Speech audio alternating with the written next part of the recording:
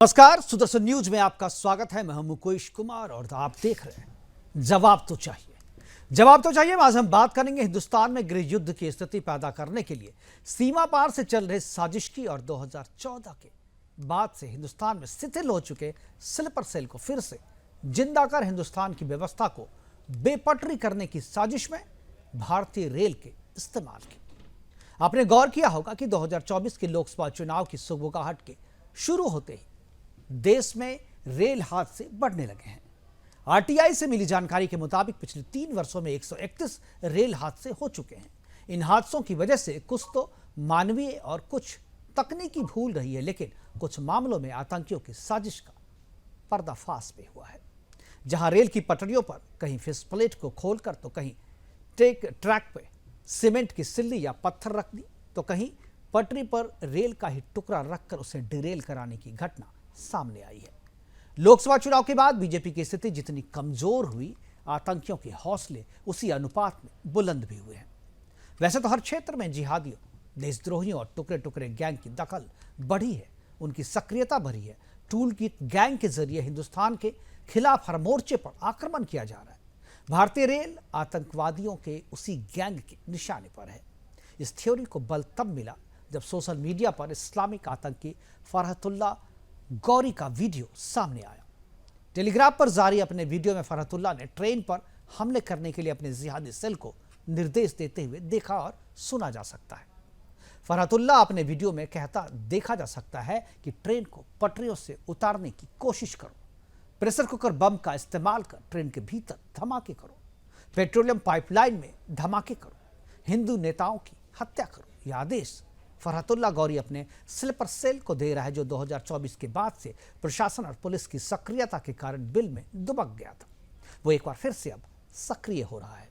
इस वीडियो में कई बातों को जब पिछले रेल हादसों के सामने आए आरोपियों के नाम से मिलाते हैं तो साफ हो जाता है कि कहीं ना कहीं ये रेल हादसे आतंकी हादसों के शिकार हुए हैं, आतंकी साजिश के शिकार हुए हैं।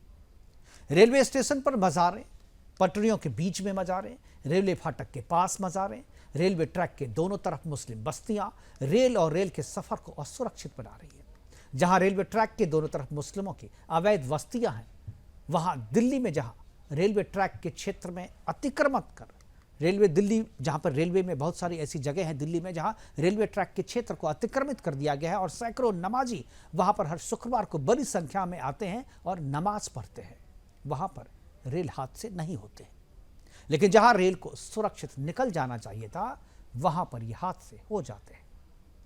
आज अपने प्रोग्राम में हम चर्चा करेंगे कि क्या रेल हादसों की बढ़ती संख्या आतंकी साजिश है? क्या रेलवे पर हमला कर आतंकी भारत की लाइफलाइन को डिस्टर्ब करना चाहते हैं? क्या आतंकी फरहतुल्लाह गौरी ने अपने स्लीपर सेल को भारत में फिर से जागृत कर दिया है, जगा दिया है? क्या आने वाले दिनों में और भी रेल हादसे हमें और आपको देखने और सुनने को मिलेंगे? करेंगे चर्चा, और चर्चा को आगे बढ़ाने के लिए हमारे साथ कुछ मेहमान होंगे, उनसे मैं आपका परिचय करवाऊंगा। लेकिन पहले एक रिपोर्ट देखते हैं। लेकिन रिपोर्ट से पहले रेल मंत्री अश्विनी वैष्णव जी का एक बयान, जो अभी हमने आपको बताया है, उसी की तरफ इशारा करता हुआ एक बयान, क्योंकि जो जांच चल रही है उस जांच में जो आईबी भी जांच कर रही है और रेल पुलिस भी जांच कर रही है और अलग से एसआईटी का भी गठन किया गया है इन रेल हादसों के पीछे जो लोग हैं उनका पता करने के लिए। उसमें रेल मंत्री ने जो बयान दिया है वो आप सुनेंगे तो आपको पता चलेगा कि वो भी उसी की तरफ इशारा कर रहे हैं। एक बार सुनते हैं पहले रेल मंत्री के बयान को, उसके बाद देखते हैं पूरी रिपोर्ट। बहुत ही सेंसिटिव मुद्दा है। देखो, ईच एंड एवरी इंसिडेंट हम लोग डिटेल्ड इंक्वायरी कर रहे हैं और कई इंसिडेंट्स में बहुत ही एक वेरी डिस्टर्बिंग ट्रेंड सा दिख रहा है, जिसको सीरियसली लेना चाहिए। इसके अलावा मैं ज़्यादा कुछ कहना नहीं चाहूँगा, लेकिन ज़रूर इस तरह की एक डिस्टर्बिंग ट्रेंड दिखाई दे रही है। और कुछ आज न्यूज़पेपर्स में भी मैंने सुबह पढ़ा था, कुछ ऐसी खबरें भी आई हैं जो और भी डिस्टर्बिंग है। नतीजा तो नहीं, सुरक्षा एजेंसियों के इस शक को बीते 23 और 24 अगस्त को हुए उन रेल हादसों ने और मजबूती दे दी है, जहां वंदे भारत ट्रेन को पटरी से उतारने के लिए सीमेंट के ब्लॉक का इस्तेमाल किया गया था। इस मामले में पुलिस ने हरिगढ़ से एहसान को गिरफ्तार किया। एहसान ने पटरी पर मोटरसाइकिल का एक एलॉय रिम रखकर एक मालगाड़ी पलटने की साजिश रची थी। साथ ही उत्तर प्रदेश पुलिस ने प्रयागराज से गुलजार को पटरी पर गैस सिलेंडर रखने के जुर्म में गिरफ्तार किया। ऐसे में सवाल ये भी है कि बेंगलुरु रामेश्वरम कैफे ब्लास्ट और गुजरात के अक्षरधाम मंदिर आतंकी हमले का मास्टरमाइंड फरतुल्लाह गौरी का स्लीपर सेल नेटवर्क क्या एक्टिव कर दिया गया है? क्योंकि भारत में ट्रेन डिरेल करने का षड्यंत्र रचते पुलिस इन दिनों जिन लोगों को गिरफ्तार कर रही है, उनके नाम ही उनके मजहबी एजेंडे को उजागर करने के लिए काफी है। Bureau report, Sudarshan news.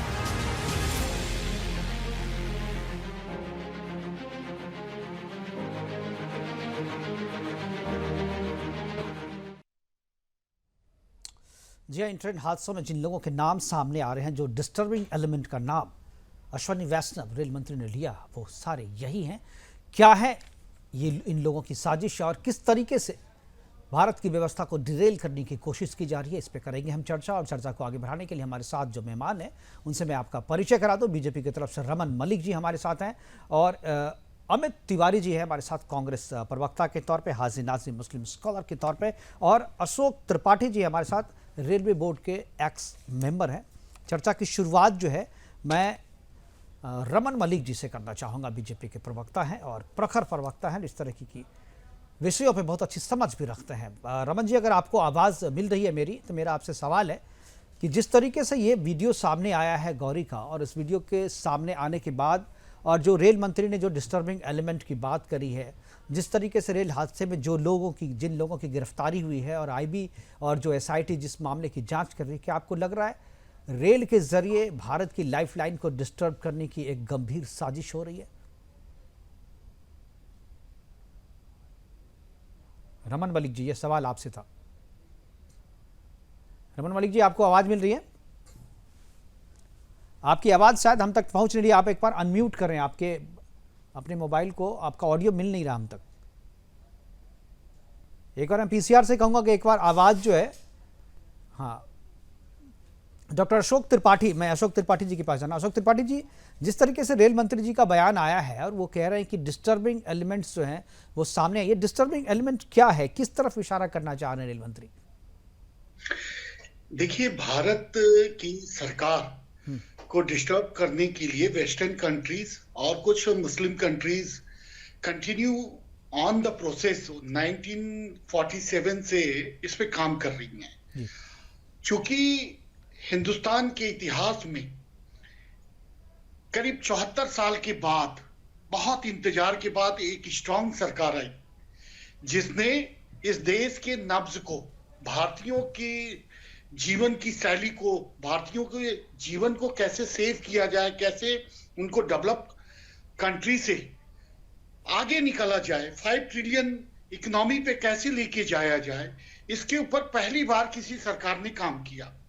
तो डेफिनेटली जिन लोगों के हम गुलाम हुआ करते थे, उन लोगों ने इस राष्ट्र को बनाना, कंट्री बनाए रखने के लिए उसके ऊपर अपने इंटेलिजेंस एजेंसीज के माध्यम से इस भारत के अंदरूनी जो ऐसे सोच या विचार जिसको हम जिहादी सोच कहते हैं, उन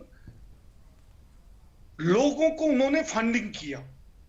अब स्थिति ये हो गई कि हमारे देश के अंदर वो फंड तकरीबन, मैं पूरे कॉन्फिडेंस के साथ कह सकता हूं कि तकरीबन 50,000 करोड़ रुपए एवरी ईयर इस देश को डिस्टर्ब करने के लिए और मुस्लिम राष्ट्र बनाने के लिए, प्रयत्न करने के लिए ये फंडिंग उन स्लीपर सेल्स को दी जा रही है। चूंकि मैं इंटेलिजेंस में काफी समय काम किया हूं और मैंने बहुत क्लोजली देखा है कि अगर स्ट्रांग सरकार होती है तो वेस्टर्न कंट्रीज को, कुछ मुस्लिम कंट्रीज को जो देश को डिस्टर्ब करना चाहते हैं, वो बेचारे उनके पेट में दर्द होने लगता है। तो अभी हमने तो केवल शुरुआत की है और रेल को डिरेल करना, आपके डिबेट में हमारी तरफ से कई बार इस बात को कहा गया था कि आप इस बात के गवाह हैं कि हमने लास्ट टाइम के डिबेट में भी कहा था कि आज जो डिरेलमेंट हो रहा है उसके पीछे सिंडिकेट का काम है और कुछ भ्रष्ट जो रेल के अंदर बैठे हुए ऑफिसर्स हैं बिल्कुल। उनको जब तक बेनकाब नहीं किया जाएगा, जब तक डुप्लीकेट, मतलब एक इक्विपमेंट है सप्लाई का, सपोज मान लीजिए कि हमने कोई सिग्नल परचेज किया, सिग्नल के इक्विपमेंट परचेज किया, उसको जब हम टेंडरिंग करते हैं तो जो ओरिजिनल डिस्प्ले उस समय किया जाता है, जो कॉस्टिंग दी जाती है, और जब सप्लाई होता है तो उस समय बिल्कुल सप्लाई में डुप्लीकेट मटेरियल आते हैं। बिल्कुल। तो एक तो रीजन ये है एक्सीडेंट का। दूसरा जो मेजर इशू है, हम ऐसे जिहादियों को जो हमारे भीड़ में शामिल हैं उनको आइडेंटिफाई हमारी इंटेलिजेंस एजेंसियां कर रही हैं और उनके ऊपर काम भी चल रहा है। और माननीय प्रधानमंत्री के नेतृत्व में मुझे आशा है कि वो सभी बेनकाब हो जाएंगे, हम भारतीय सुरक्षित होंगे, विश्व की ताकत बनेंगे, हमारी ट्रेन को कोई डिस्टर्ब नहीं कर सकता। बिल्कुल, और भारतीय रेल का इस्तेमाल भारत की लाइफलाइन को तबाह करने के लिए नहीं किया जा सके, इसके लिए सरकार काम करे। कांग्रेस प्रवक्ता अमित तिवारी जी हमारे साथ हैं। अमित, क्या आपको लगता है जो बात कह रहे हैं त्रिपाठी जी, क्या आपको लगता है कि आप उससे वास्ता रखते हैं? आपको लगता है कि वो सही कह रहे हैं कि कुछ लोग जो हैं भीड़ में शामिल हैं और जो डिरेलमेंट की जो प्रक्रिया है उसमें कुछ जिहादी तत्व शामिल हो गए जिसकी वजह से ये हो रहे हैं? जी ने बहुत सी बातें कही हैं।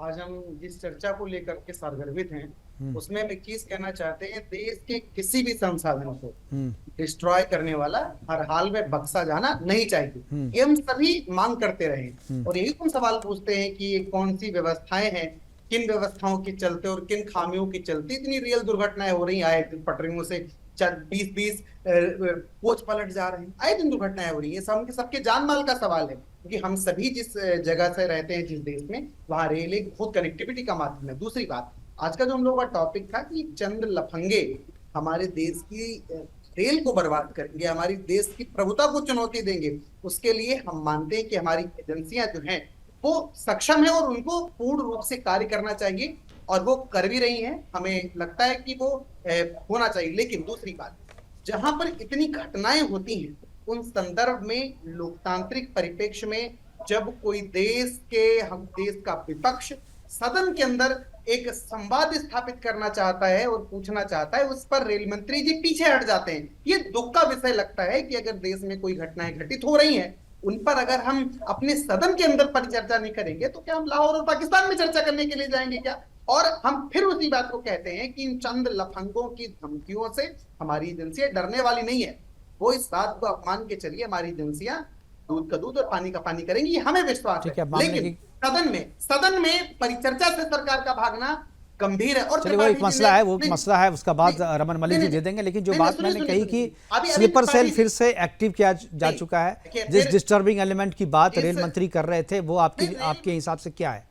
जी सुनिएगा, रेल मंत्री जी आज स्लीपर सेल की बात कर रहे हैं। रेल मंत्री जी से कितने सवाल पूछे गए हैं रेल की सुविधाओं को लेकर के। 5 रुपए का टिकट, 50 रुपए का प्लेटफॉर्म टिकट कैसे हो गया? रेल मंत्री जी पर कभी जवाब नहीं। अरे इस पे चर्चा नहीं हो रही अमित जी, आपको यही बात है। जिस महत्वपूर्ण मुद्दे पे आऊंगा मैं, त्रिपाठी जी मैं आऊंगा आपके पास, आऊंगा आपके पास।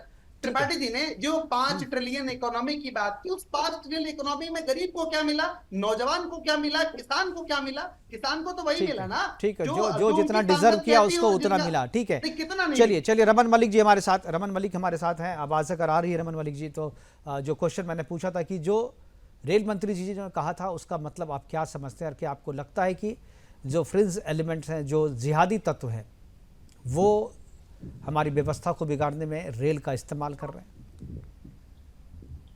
देखिए, कुछ लोगों के यहाँ के मित्र वहां बैठे हैं, यहाँ के कुछ लोग हैं उनके मित्र वहां बैठे हैं और वो मित्र जो हैं अपना काम इन मित्रों से कराते हैं। इसलिए ये मित्रता जो है ये देश के लिए भारी पड़ रही है।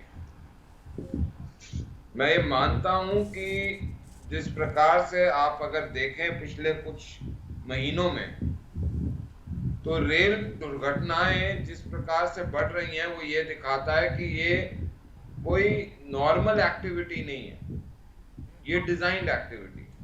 और उसके बाद जिस प्रकार से सरिये लगा के रोकने का मिलना, या पत्थर रखे होने, या रिम है, सिलेंडर हैं और चीजें हैं, गुंडे रखे हुए हैं, वंदे भारत के ऊपर पत्थर मारना है, ये कोई नया काम नहीं है। देखिए वहां पे लोगों को जब वीडियो दिखता है ना कि जी ये देखो भारत ने नई गाड़ी बनाई, तो बड़ा गुस्सा चढ़ता है। जब वहां पे ये लगता है कि ऐसा एयरपोर्ट बनाया तो बड़ा गुस्सा चढ़ता है। जब वहां पे ये दिखाते हैं ऐसी रेल बनाई पता तो चलता है कि एयरपोर्ट से उड़ाने के यहाँ से भेज दिया, तब कैसा महसूस होता है देश के लोगों अमित जी को? प्लीज बीच में नहीं। त्रिपाठी जी मैंने आपके बारे में तो बोला नहीं। नहीं, त्रिपाठी जी नहीं है, अमित तिवारी जी हैं। तिवारी जी तो सॉरी। तो ये जो लोग हैं ना साहब, आज वो चक्कर दिखा रहे थे ऐसे करके, एक टाइकॉन वो क्या जूडो जाडो का कोई चक्कर दिखा रहे थे, वो घन चक्कर में सबको चक्कर में डाल रहे हैं। ये जड़ बुद्धि नहीं समझ सकता। ये जो ये घन चक्कर का जो मसला है, ये जड़ बुद्धि नहीं समझ सकता। अमित जी हमारे डिबेट में जो ना बीच में कोई नहीं बोलता, मैं बारी बारी से सबके पास आता हूँ, दर्शकों को सुनने दीजिए जो बोल रहे हैं आप लोग। जी रमन जो सबसे बड़ी बात है ये समझने की जरूरत है कि इन्हीं के लोग जाते हैं पाकिस्तान भीख का कटोरा लेकर कि जी सरकार हटवा दो वहां के लोग इनसे भीख, इनके कार्यकर्ताओं से भीख मांगते हैं कि रेल हटवा दो। वहां ये दोनों हो जाए तो वो बोलते हैं खेल हटवा दो। ये सारा चक्कर जो है क्रोनोलॉजी समझने की जरूरत है कि वहां हो क्या रहा है। आपको दिक्कत पड़ जाती है जब ये कोई बोलता है कि ये जो प्रोग्रेसिव फार्मर्स की एक यूनियन आपने बनाई है उसका डिजाइन बांग्लादेश करने का था हिंदुस्तान में, तो आपको बुरा लगता है। लेकिन उन्हीं लोगों का जब आप बोलते हो कि जी इनको शराब भी दो, इनको खाना भी पहुंचाओ, सेवा करो, इनको शराब की लंगर भी दो, ये आपकी नेत्री ने बोला है पानीपत से कि शराब की लंगर दो। नहीं, नेत्री ने तो आपकी भी बोला है ना कि किसान मुद्दे पर बोला तो है। चलिए ठीक है हम लोग उस चुनाव वाले बात पर नहीं भाजपा के जाएंगे। शब्द हैं कि किसान आंदोलन में रेप होता था। अरे वाह, भाजपा के महान साथी इस बात को स्पष्ट करे देश के सामने, क्या क्या आपकी लॉयल्टी क्या रहे हैं, वो जस्टिफाई कर रहे हैं कंगना रनावत। ठीक है अमित जी प्लीज बीच में मैं ठीक है, मैं रमन मलिक जी मैं आपको भी होगा टाइम आपका ये हो गया। मैं हाजी के पास जाना चाहूंगा, हाजी नाजिम के पास। जी मुकेश जी मैं सिर्फ 2 लाइनें और बोलना चाहता हूं मुकेश जी, प्लीज जल्दी जी। इनकी लॉयल्टी कहाँ ये बताना पड़ेगा, क्योंकि एक डॉक्यूमेंट आता है जहां राहुल गांधी जी का एक दिखाया जाता है कि वो ब्रिटिश सिटीजन है। दूसरा सोनिया गांधी जी का एक रिपोर्ट आई है वो पीसफुल कम्युनिटी से ही है, वो बोलते हैं कि जी वो ISI के साथ मिली हुई है। और तीसरा खड़गे जी का पार्टी नहीं कहे बैंगलोर के अंदर 5 एकड़ का प्लॉट। क्या बात करते हैं, कंगना रनावत का विचार बिल्कुल ठीक है अमित जी मैं आ जाऊंगा आपके पास, अभी त्रिपाठी जी से भी लेना है और मुस्लिम स्कॉलर हमारे साथ हाजी नाजिम है, वो भी सुन रहे हैं आप तीनों की बातों को बड़े ध्यान से। हाजी नाजिम क्या आपको लगता है रेल को डिरेल करने की जो कोशिश हो रही है, इसमें जो स्लीपर सेल जो 14 के बाद जो है बिल में घुस गई थी वो फिर से बाहर आ रही है, और सरकार की कमजोरी या बीजेपी के कम नंबर आने से इसका कोई संबंध है? क्या आपको लगता है कि जो भारत की जो मुस्लिम कम्युनिटी है जो स्लीपर सेल के तौर पर आतंकियों के इशारे पर काम करती है वो एक बार फिर से जो है उसे एक्टिव कर दिया गया है? हाँ मुकेश जी देखिए, जिस तरीके से भी रेल के बारे में कहा गया है पूरे भारत के अंदर रेल की कनेक्टिविटी है। और देखिए अभी आपने भारत के मुसलमानों को आपने एक आतंकवादी सेल के द्वारा जोड़ दिया गया। बड़ा ही शर्मनाक बात है ये कि एक भारत के मुसलमानों को आतंकवादी के सेल के साथ जोड़ने के लिए। और देखिए हाँ भारत में अगर स्लीपर सेल है अगर वो, तो मैं क्या करूं? एहसान, गुलजार, अब्दुल, ये तो क्या कहूं मैं इसको, बताओ। हाँ सुन तो लीजिए, देखिए ये जांच का विषय है, भारत सरकार की नैतिक जिम्मेदारी बनती है कि अगर कोई भी अगर दोषी पाया जाता है तो उसको सजा दी जाए। लेकिन आप ही के अभी मैंने अशोक त्रिपाठी जी थे उनसे बड़ी अच्छी बातें सुनी, इन्होंने खुफिया विभाग पे जो जिस तरीके से सवाल या निशान लगाए तो ये बड़े इनके काबिले तारीफ वाली बात है। इन्होंने हमारी खुफिया विभाग को पूरी तरीके से नकार दिया, ये बड़ी देश का दुर्भाग्य है। अब देखिए ये रेलवे विभाग में रहे पूर्व सदस्य, तो इन्होंने कितने गंभीर आरोप लगाए खुफिया विभाग पर। इन्होंने बता दिया 50,000 करोड़ आता है बाहर से, और ये बता दीजिए कि यहाँ देश के अंदर बढ़ता है, मुसलमानों का भी नाम भी इन्होंने ले दिया। तो मुकेश जी मैं ये पूछना चाहता हूँ ये सब हमारे भारत सरकार के नाक तले ही क्यों इतना सब काम हो गया? इसका मतलब यह है कि हमारी जो सरकार है वो पूरी तरीके से फेल हो रही है, ऐसा इन्होंने कहा। त्रिपाठी जी हाँ ने। बिल्कुल, और इसे देखिए रोकने में तो दूसरे- फेल है, हम मानते हैं इसे रोकने में फेल है, जैसा कि त्रिपाठी जी हम ही मानते हैं कि अगर रेल हादसे हो रहे हैं और आतंकियों के द्वारा हो रहे हैं तो मैं मानता हूं कहीं ना कहीं सिस्टम का फेलियर है और उसको पता लगाने की कोशिश कर रहे हैं। बार बार इशारा हो रहा है, एक ब्रेक अब मैं आऊंगा, आपसे लूंगा, वापस जाएंगे, लेकिन वक्त एक छोटे से ब्रेक का जाइएगा कहीं नहीं। ब्रेक के बाद जब वापस आएंगे तो त्रिपाठी जी जो कि रेल बोर्ड के पूर्व सदस्य हैं उनसे भी बात करेंगे और हाजी नाजी में अपनी बात भी पूरी करेंगे। जाइएगा कहीं नहीं, वक्त एक छोटे से ब्रेक का।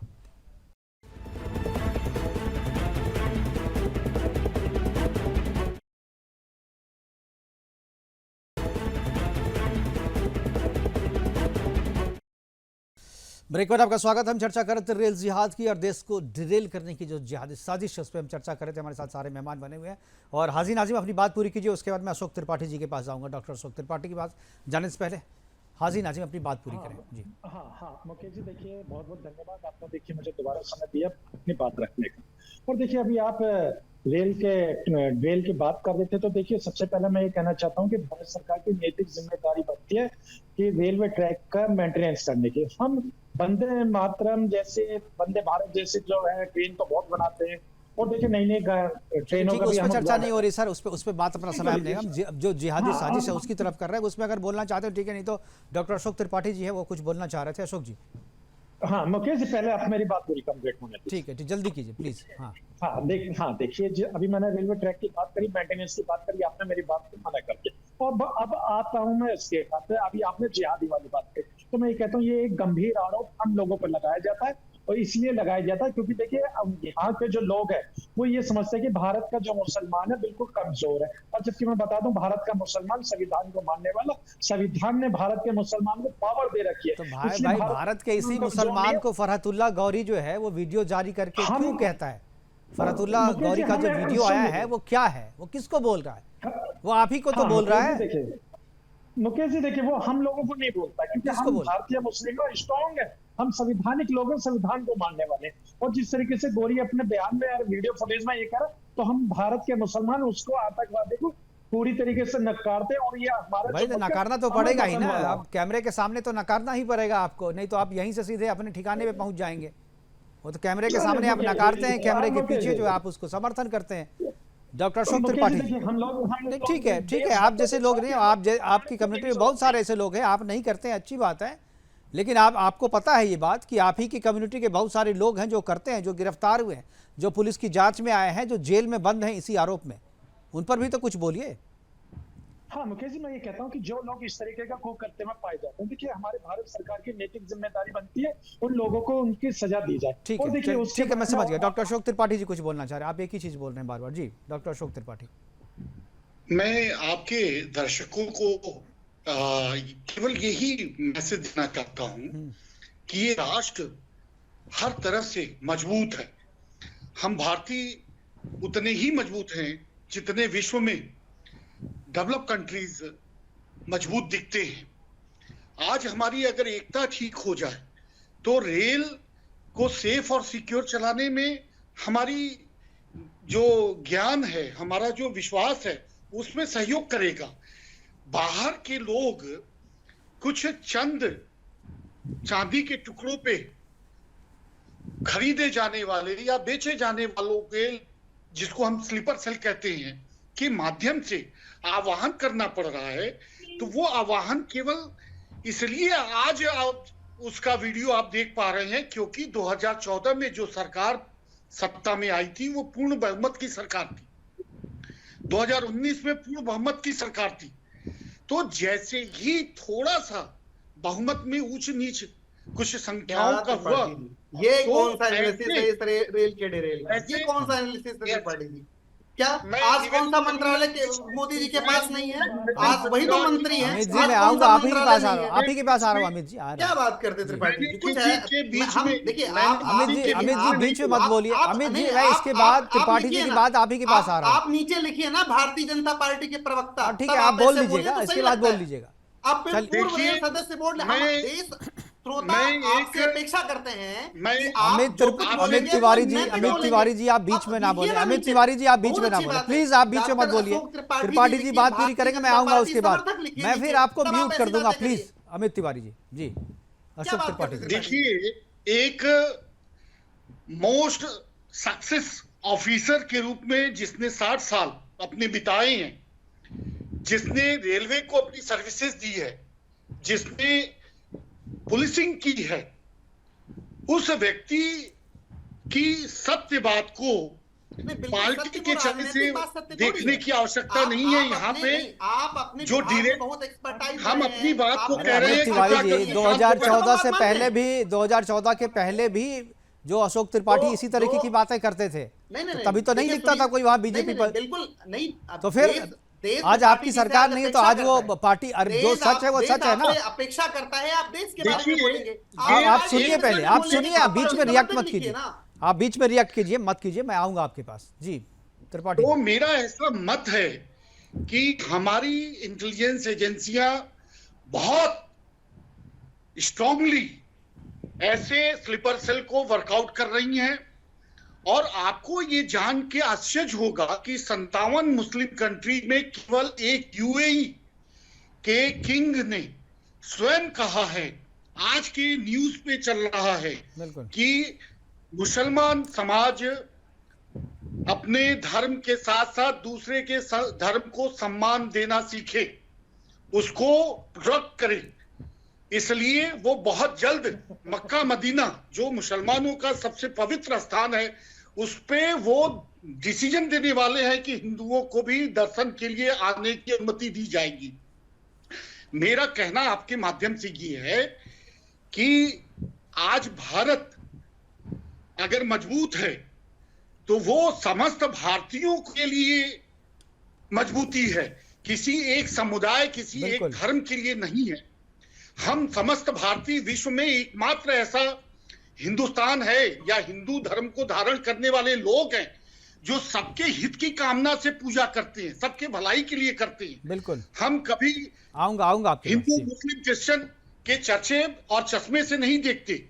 एक ऑफिसर के नाते मैं पूरे जिम्मेदारी से कह रहा हूं कि बिल्कुल। भारत की सरकार इस समस्या का समाधान और घोरी जैसे आतंकवादियों को उसके घर में गोली मारेगी, उसको उसके अंजाम तक पहुंचाएगी। ऐसे बहादुर ऑफिसर्स हैं इस देश में। और बात आई रेल की सुरक्षा की, तो मैं आपको विश्वास दिलाता हूं कि ऐसे लोग बहुत जल्द बेनकाब होंगे जो इस भीड़ में भेड़िए हैं। और बिल्कुल गाय बिल्कुल, का- ठीक है। अमित तिवारी जी कुछ जवाब देना चाह रहे हैं। अमित जी। देखिए, त्रिपाठी जी अभी कह रहे थे कि ये तो हम सभी चाहते हैं ना कि जो ऐसे लोग हैं उनको घर में घुस के गोली मारी जाए, उनको पकड़ के लाया जाए, चौराहे बैठ गए, तो सब चाहता है, पूरा देश चाहता है, भारत। लेकिन अगर आप भारत को भारतीय जनता पार्टी बताना चाहते हैं तो त्रिपाठी जी आप ये भूल कर रहे हैं। आप पूर्व सदस्य रेलवे बोर्ड होने के नाते देश आपसे, श्रोता आपसे अपेक्षा जरूर करते हैं कि आप उसके एक्सपर्टाइज के बारे में बोलेंगे, कि उसकी इंटेलिजेंस में जो फेलियर है या उसमें क्या इंप्रूवमेंट हो सकता है बोलेंगे। लेकिन आप तो बताने लगते हैं भाई कि भारत 2014 के बाद आजाद हुआ, अब तो वो शब्द बताने लगते हैं। तो कहीं ना कहीं इस बातों पर आपत्ति होती है। लेकिन मैं इस बात को मानता हूं, अगर आप ये कहना चाहते हैं तो आप अपने टाइटल के नीचे लिखिए ना भारतीय जनता पार्टी समर्थक। आपको कहने से कोई रोकेगा नहीं, कोई टोकेगा नहीं। अगर भारतीय जनता पार्टी का प्रवक्ता इस बातों को बोलता है तो कोई दिक्कत नहीं है। दूसरी बात, हम इस बात को, मुकेश जी मेरी बात को, तिवारी जी थोड़ा अपने समय है। कार्यकाल के दौरान उन्होंने जो अनुभव किया वो बोले, और आपके नहीं, वो बिल्कुल, आपके अनुभव से मैच नहीं कर रहा है तो वो विपक्ष के हो गए। बिल्कुल नहीं मुकेश जी, आप भी तो वही कह रहे हैं ना, वो आपके हिसाब से बोले तो ठीक है, वो अपने हिसाब से बोले तो वो गलत है, वो पॉलिटिकल बोल रहे हैं। अगर कोई भारतीय जनता पार्टी को भारत बोलेगा तो मुकेश जी कौन आपके बोल लिए रहा है सही हो भाई? सकता है, कौन मेरे बोल लिए रहा नहीं है? हो सकता है। कौन भाई बोल रहा 2014 के है? वो बाद, तो आपकी पार्टी में 2014 के बाद इंदिरा ही मतलब citizens भारत, बने भारत क्या? मतलब क्या इंदिरा, 2000 वो तो आपकी पार्टी का 2014 एजेंडा के था ना। बाद ही, क्या 2014 के बाद ही भारत आजाद हुआ था क्या? ये जो बात आपको बता रहे लगता हैं, है, भाई ये ऐसा 14 कि में कोई पूर्ण कहता बहुमत नहीं मिली। है, सर, कोई सर, कहता नहीं है, आपको 2014 में लगता है। पूर्ण बहुमत रमन मिली। मलिक जी त्रिपाठी इसमें जवाब ने देंगे। कहा, सुनिएगा, ठीक है, आप कह रहे हैं एक बार रमन मलिक जी के पास जाते हैं। Raman Malik ji, sir 10 second sir. ठीक है 10 सेकंड। 2014 में पूर्ण बहुमत मिली, 2019 में पूर्ण बहुमत मिली। अब बताइए ना 24 में भी जो सरकार बनी तो कौन सी कमी आ गई है? और 10 साल की सरकार में भी खामियां दूर नहीं हो पाई हैं। तो ये तो प्रश्न सीधा सरकार को लेके चलिए ही ठीक ना, है, बोल लिया सरकार आपने। पे तो प्रश्न है। बोल लिया आपने रमन मलिक जी। जी धन्यवाद मुकेश जी। देखिए, इमरजेंसी की टीस बहुत मची हुई है। हाँ, अब इमरजेंसी आ गई है।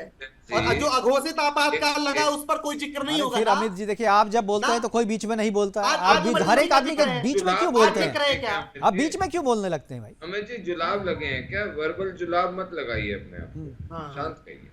जी देखिए, मैं आपसे एक चीज बोल रहा हूँ, जो ये इमरजेंसी की पिक्चर आ रही है ना साहब, इसमें आज की जनरेशन जिसको पता नहीं था कि इमरजेंसी होती क्या है, वो उस समय की बातों को जानेगी, कुछ ऐसा लगता है।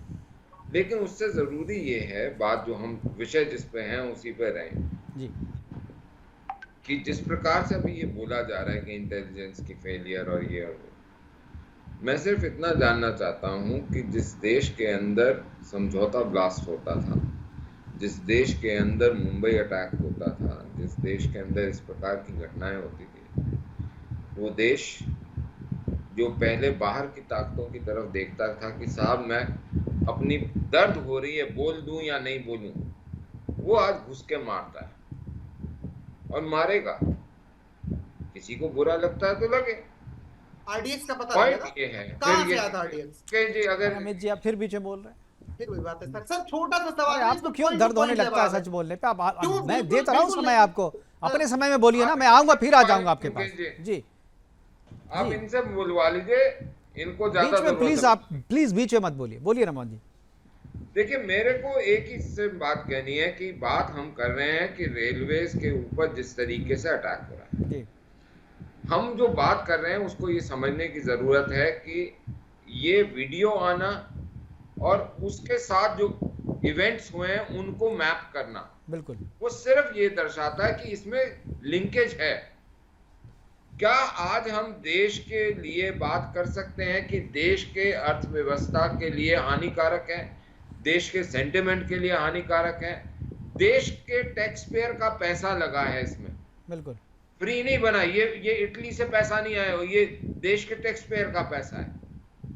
वो पैसा जिसके को अगर हम खराब करेंगे तो वो पैसा जो किसानों को जाना हो, जो बच्चों की पढ़ाई में जाना है, जो देश के डिफेंस में जाना है, वो खराब होता है। तो क्या उसके लिए पीड़ा नहीं होनी चाहिए? बिल्कुल। और अगर ये होनी चाहिए पीड़ा, तो इसमें क्या गलत है ये कहना कि जो लोग ऐसे आतंकियों के साथ मिले हुए हैं वो देश के गद्दार हैं, उनको कहना गलत होगा? क्या नहीं होगा? नहीं होगा। और इसलिए जब कोई लोग ये बोलते हैं कि देश के गद्दारों को गोली मारो सालों को, ये नारा जब लगाते हैं तो कुछ लोगों को मर्चे लग जाती हैं। क्यों मर्चे लगती हैं? क्या देश के गद्दारों को सर पे बिठा के बैठोगे? कोई यहाँ पे नहीं बोलेगा कि देश के गद्दारों को सर पे बिठाओ, कोई एक बंदा नहीं बोलेगा। अभी ये जो आपके हाजी निजामी साहब हैं, ये बोले संविधान ऊपर है। मैं तो इनसे हाथ जोड़ के बोलता हूँ, आपकी तरफ 150 और हो जाएं जो आसमानी किताब की बजाय संविधान को ऊपर रखें, तो मेरे देश का बहुत कल्याण हो जाएगा। क्योंकि वो देश जो है आऊंगा हाजी नाजिम, आऊंगा। सेकुलर नेचर में है, जी। जिसमें लिखा हुआ 42वें संशोधन में डाल दिया गया था ये सेकुलर है देश। उस देश के अंदर माइनॉरिटी कमीशन है, क्योंकि अगर देश सेकुलर है तो उसमें माइनॉरिटी मेजॉरिटी तो हो ही नहीं सकता था। बहरहाल हम वो भी छोड़ देते हैं, हम सिर्फ एक बात करते हैं, are you for the nation और अगेंस्ट द नेशन? जब नेशन के लिए खतरा कोई पैदा करने लगता है तो उसका विरोध करना हर नागरिक का ड्यूटी है। बिल्कुल, बिल्कुल। और अगर आप ये नहीं करते तो आप अपने देश से गद्दारी करते हैं। ये एक सिंपल है, इसमें इफ और बट नहीं है। बिल्कुल बिल्कुल। हाजी नाजिम जवाब देना चाह रहे थे, बोलिए। जी बिल्कुल बिल्कुल। आप मुझे 30 सेकंड देना, बड़े प्यार से। मैं 50 सेकंड दे रहा हूँ, जल्दी बोलिए। हाँ, आपके सवाल का जवाब दूंगा। देखिए, अभी जिस तरीके से संविधान की बात करेंगे तो देखिए, हम लोग संवैधानिक लोग हैं, संविधान को मानने वाले, और भारत की एक ही धार्मिक पुस्तक है जिसका नाम है संविधान। तो ये हम सबको मानना चाहिए संविधान को। और देखिए, अभी आसमानी किताब के नाम पर जिस तरीके से अभी रमन मलिक सैल्यूट कर रहे हैं आपको। हाँ, उन्हें करना पड़ेगा, क्योंकि देखिए भारत का हर मुसलमान संविधान को मानता है, तो करना पड़ेगा इन्हें सलूट। देखिए, अब दूसरी बात, अब इन्होंने आसमानी किताब के बारे में बात की, तो मैंने बता दूं आर्टिकल 25 जो है, मेरे रिलीजियस को मानने की मुझे परमिशन देता संविधान। और ये मुझे फंडामेंटल राइट है कि मैं अपने संविधान के तहत अपने रिलीजियस को मानूं। और जो आसमानी किताब इन्होंने अभी कुरान के बारे में कहा, उसको अच्छी तरीके से मैं पढ़ के उसका संदर्भ आप लोगों को बताऊं, ताकि आप लोगों को पता चले। देखिए अब उसके बाद देखिए मुकेश इंपॉर्टेंट बात पर मैं इंपॉर्टेंट बात यह है कि जिस तरीके से मुस्लिम समाज को जिहादी नाम लेकर पूर्व सदस्य डॉक्टर अशोक त्रिपाठी जी ने कहा, तो मुझे इनकी ड्यूटी पर शक है। जो 60 साल की इन्होंने ड्यूटी करी है ना कहीं ये मुसलमानों से नफरत करते होंगे, क्योंकि अब वो नफरत आज बयां कर रहे हैं जिहादी के नाम पर। तो मुझे लगता है कि ऐसे जो लोग हैं कुछ सरकारी पद पर बैठे हुए, तो सरकार को चाहिए कि ऐसे लोगों को चिन्हित करके उनको बताया जाए कि ये देश सभी का, ये हिंदू का भी है, मुस्लिम का भी, सिख का भी, ईसाई का भी, सबसे मोहब्बत करो। तो मैं आपके चैनल के माध्यम से ये कहना चाहता हूँ कि भारत सरकार को इस बात पे गौर फिक्र करनी चाहिए।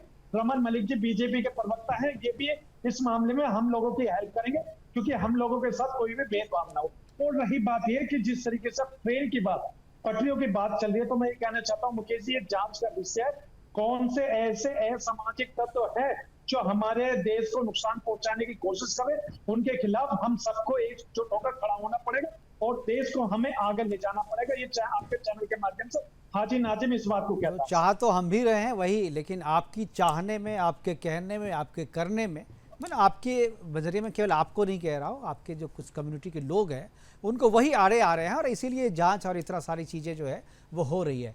आप त्रिपाठी जी पर आपने कुछ आरोप लगाया है, अगर त्रिपाठी जी जवाब देना चाहें तो आप दे सकते हैं अशोक त्रिपाठी जी। वैसे अमित जी हमारे साथ हैं, अमित जी के पास भी जाएंगे, हमारे पास समय की कमी है तो उसके बारे में रमन मलिक के पास जाएंगे। अशोक त्रिपाठी जी अगर आपको जवाब देना चाहें। देखिए मैं तो इतना ही चाहता हूं कि अगर मेरा देश मजबूत है अंदर से, उसमें रहने वाले प्रत्येक प्राणी को सेफ और सिक्योर और डेवलपमेंट का जो मौका है वो जाति देख करके, धर्म देख करके जब तक देगा तब तक देश कमजोर होगा।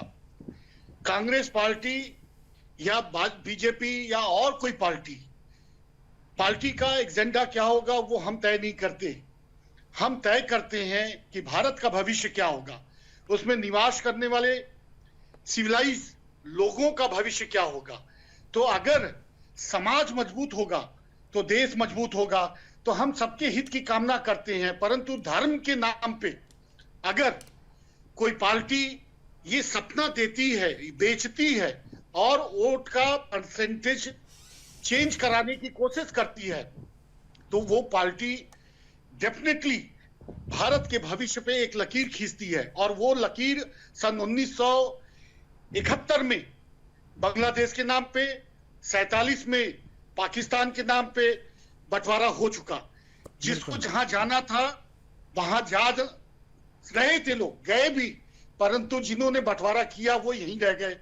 तो इसलिए एक पढ़े लिखे व्यक्ति की तरह अनपढ़ की तरह नहीं, त्रिपाठी जी कौन सा बंटवारा हुआ था? 71 में आयरन लेडी ने पाकिस्तान के सीने पे चढ़ करके। ठीक है सर, हमारे पास समय की कमी है, हमारे पास समय की कमी है। क्षमा मांगते हुए प्रोग्राम को यहीं पर वाइंड अप करना पड़ रहा है। और आपके हमारे साथ जुड़ने के लिए डॉक्टर अशोक त्रिपाठी जी आपका, डॉक्टर रमन मलिक जी आपका, हाजी नाजिम जी आपका और अमित तिवारी जी आपका बहुत बहुत धन्यवाद। आप जुड़े, अपनी महत्वपूर्ण बातें हमारे साथ साझा की और रेल जिहाद के जरिए जिस तरीके से रेल को, देश को डिरेल करने की कोशिश हो रही है और जिस तरीके से फरहतुल्लाह गौरी ने अपना वीडियो जारी करके स्लीपर सेल को जगाने की कोशिश की है, वो केवल रेल ही नहीं बल्कि भारत की पूरी व्यवस्था पे जो है एक तरीके से खतरे की घंटी है। जरूरी केवल रेल को बचाना नहीं है बल्कि पूरी व्यवस्था को बचाना है, क्योंकि फरहतुल्लाह गौरी ने केवल रेल की बात नहीं की है, उसमें पेट्रोलियम पाइपलाइन जो है उसकी भी बात की है, जो सप्लाई चेन है उसे भी डिस्टर्ब करने की बात की है। जांच चल रही है, जो लोग हैं इसमें शामिल सभी के नकाब आज नहीं तो कल चेहरे से उतार दिए जाएंगे। फिलहाल अभी के लिए इतना ही, दीजिए इजाजत, नमस्कार।